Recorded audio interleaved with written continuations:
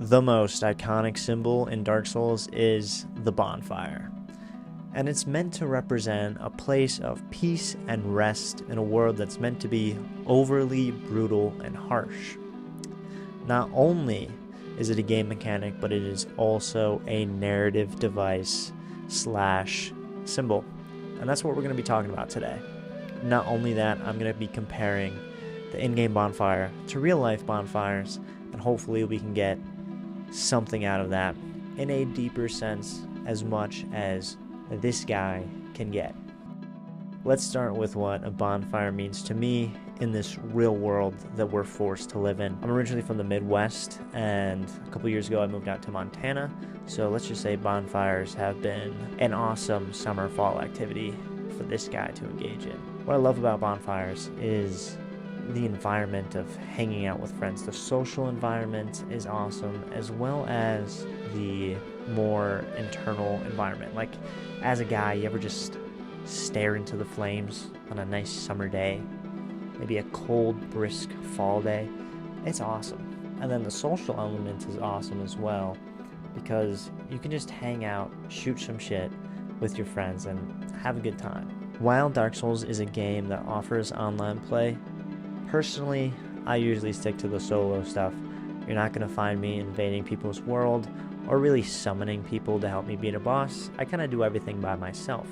But there is one feature that is always there to remind me that I'm not alone, and that is the ghosts. These ghosts, or online players, show up near bonfires to sit and basically just chill out with you. Of course, this is just a fun multiplayer mechanic, but personally, I like connecting this back to the idea of bonfires being this awesome social activity, just a cool hangout with friends. Take this back to real life. While I'm enjoying a brisk Miller Lite with the boys, listening to some bluegrass, distracting myself from the day-to-day monotony of life, my character in Dark Souls is finally resting at a well-earned bonfire, chilling with online players that are going through the exact same thing. And of course, listening to the ambience of Firelink Shrine. One of the most important features of the bonfire is leveling up, and later in the game, even leveling up gear, which is just crucial to the progression. One thing I want to say is it's a physical break from the gameplay. It's separate. Now, pulling this back to real life, I want to talk about the importance of reflection. Life can get really busy, whether you're working, going to school, or just trying to get by. Now, imagine going through the entire game of Dark Souls without ever sitting down at that bonfire, taking a second to level up. That's the equivalent of going through life without ever taking a break to reflect and think about what you're doing in your day-to-day. And I guess what I'm saying is, instead of trying to go from boss to boss without ever taking any breaks, stop, rest, take a breather, reflect on what you're doing, where you want to be, and who you are.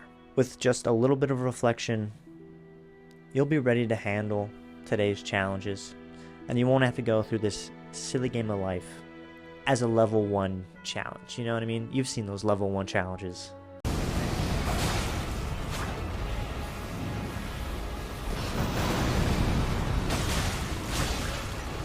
Were you here? Were you in the room? Were you in the fucking room? We don't gotta be living life like that. I'm gonna take this one step further, and then we'll pivot, talk about a different idea here. But there is a mechanic in Dark Souls that we all know. It's called going hollow.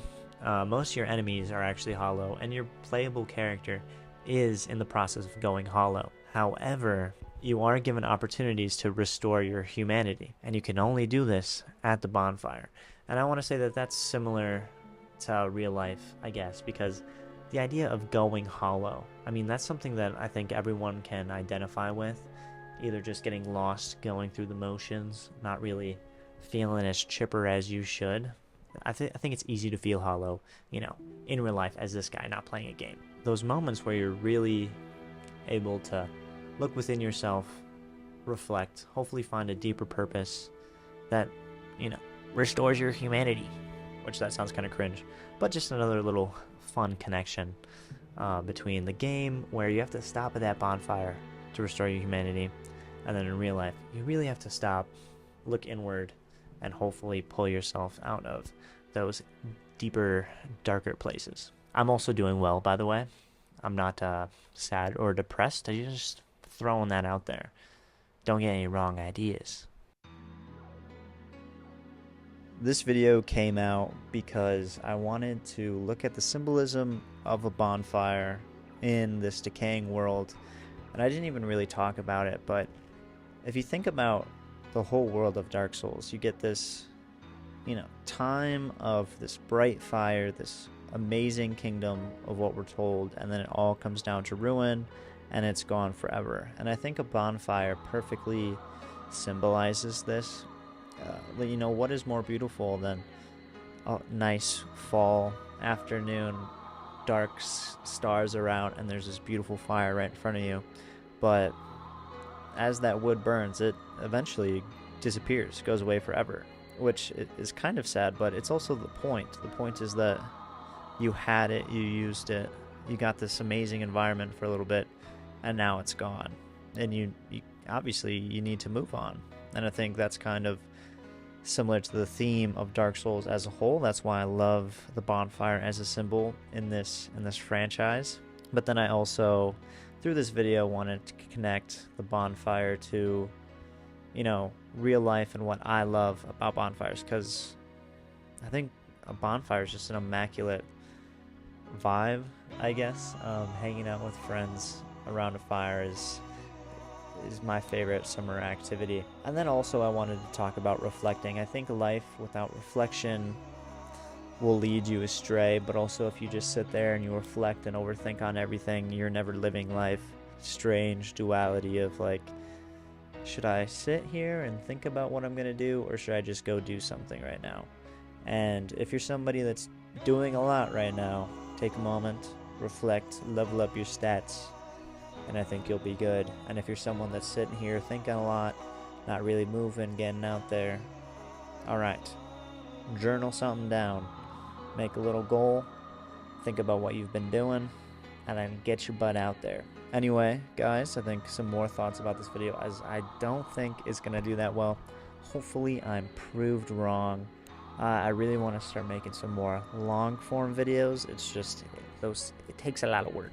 But I think they'll do really good, so it'll be a trade-off. I'm close to 500 subscribers, which is crazy, so hopefully I get that, and then I am just motivated like heck to make a 30-minute plus episode of whatever the frick I do on this YouTube channel.